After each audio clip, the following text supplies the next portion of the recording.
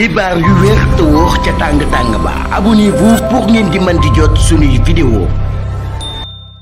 dal leen ak jàmm seen chaîne bi di Buzz 221 HD kii di Guy Marius Sagna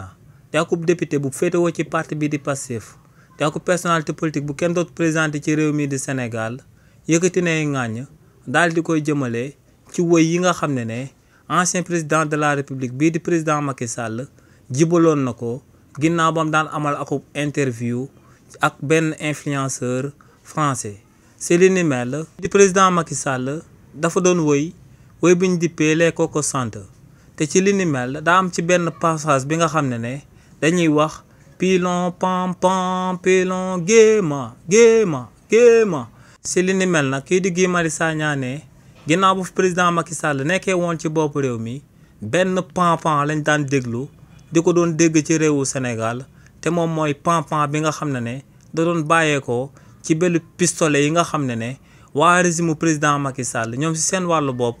ñoom ñoo ko doon joxe ay ndigal jëmale ko ci ay takk der ak ay nervi ñooñee di ko doon tiire sénégalais yi ne président Macky Sall war naa rus taxaw ne day bind ay livre di ko tuddee Afrique à cœur ne lu leer ba am moom mooy que ne kookee bu amoon jom ak taxawaay bu mu amoon ci réewu Sénégal warut woon a ami jomu taxaw benn yoon ne day bind ay livre ngir daal di défendre Afrique si bi nga xam ne moom ci wàllu boppam dafa bokk ci dirigeant traître yi nga xam ne ñoom si seen wàllu bopp dañ doon piller seeni ressources su réew ne lu leer ba am moom mooy que ne kookee di président Macky Sall warut woon a taxaw fenn di wax àdduna bi di ko dégg mu ne day défendre Afrique te ne or que kookee moom ci wàllu boppam ay intérêts occidentaux la doon défendre ginnaaw ba mu nekkee woon ci bopp réew mi ci réewu Sénégal. xibaar yu wér te wóor ca tàng ba abonnez-vous pour ngeen di mën di jot suñuy vidéo.